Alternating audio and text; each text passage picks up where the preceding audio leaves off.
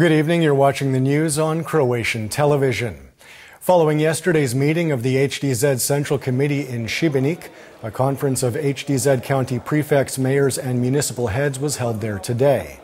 Party leaders took the opportunity to criticize calls from some in the political arena for Croatia to withdraw from its membership of the European Union. You have one segment of political parties and actors who have not only developed but continually promoted their anti-development, anti-investment, anti-European views.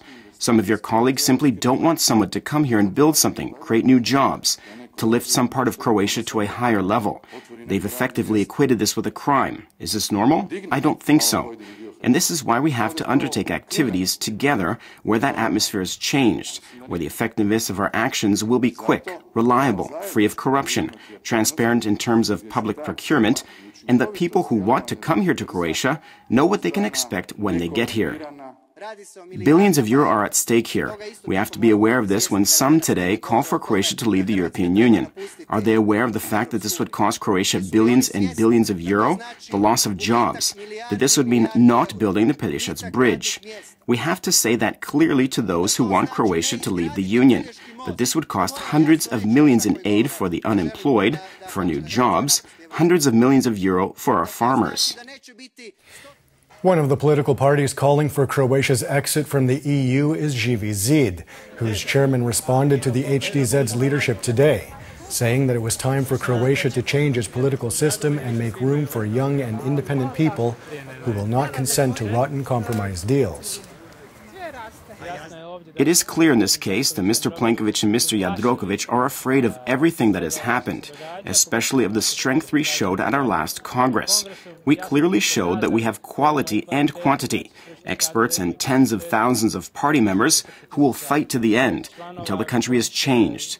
And they have to understand that there is a changing of the guard in Croatia, and politics is no different. The biggest opposition party, the SDP, also held a meeting of its county prefects, mayors and municipal heads today, at which senior party official Peja Grbin also commented on Živi zid's call for Croatia to exit the EU. As far as Živi zid is concerned, these kinds of statements are very dangerous. One of the first policies Živi zid put forth was to fight mandatory vaccination. I think that says enough about them, and I hope that their efforts don't result in children in Croatia dying because they weren't vaccinated. In light of Open Doors Day in European Parliament today, Croatian MEP Ivan Jakovčić commented on Živi zid's position that Croatia should exit the Union. He warned citizens that exiting the EU would reduce their living standard and called on them to carefully consider what kind of future they want. The stories that the EU is dying are lies. The EU has problems and it must undergo some reforms, but we should definitely not abandon the EU.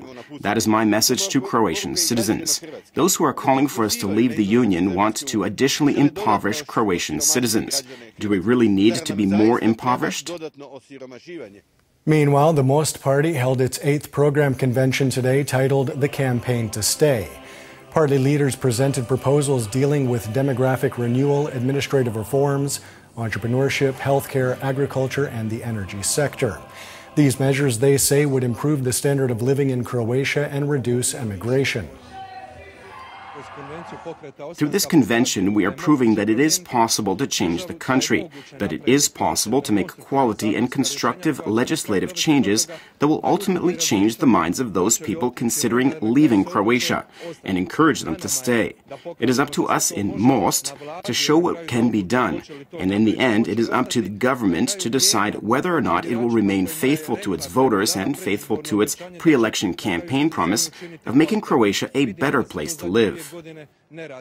In other news, Gordana Deranja of the Croatian Employers Association said today that government's achievements in tax reform, digitalization, and reducing parafiscal levies are a step in the right direction. She added, however, that government has to be more courageous in implementing reforms. Commenting on government's national reform program, Deranja noted that it lacked serious cuts in the public administration. The inheritance of the International Criminal Court for war crimes committed in the former Yugoslavia was the topic of discussion at the second conference of the Split branch of the European Law Students Association. The goal of the conference is to openly discuss all of the aspects of the court's work. from its founding and primary goals to its effectiveness. The general impression in Croatia is that the court failed to contribute in any meaningful way to justice, nor did it help in the process of reconciliation. With this Congress, we are trying to provide a summary of the court's work. The Croatian Red Cross, the biggest humanitarian organization in the country, is celebrating its 140th birthday this year.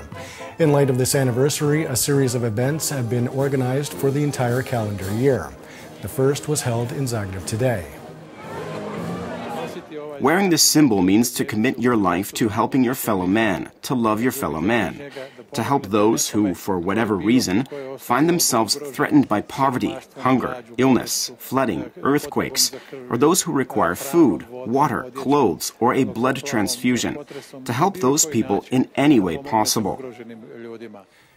And taking a quick look at sports, in tennis, Croatia's Petar Martic is through to the second round of play in Madrid after beating Svetlana Kuznetsova of Russia 6-4, 6-2 today. Meanwhile, it will be a Croatian showdown in the finals of the doubles draw in Munich after Ivan Dodig and American Rajiv Ram beat the German duo of Struff and Pütz in today's semi-final. They will play Croatia's Nikola Mektic and Austrian Alexander Peja for the title.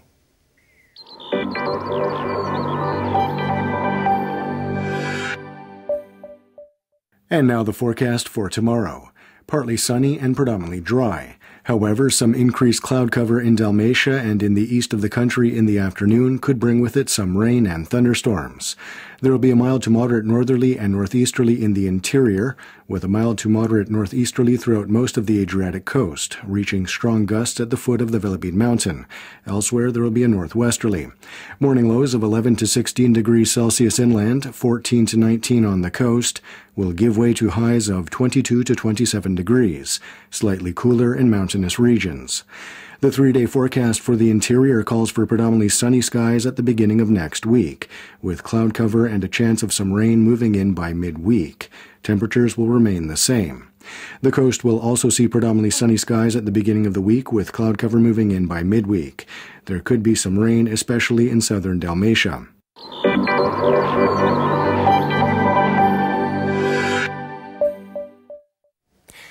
And that wraps up the news. Be sure to join us again tomorrow night.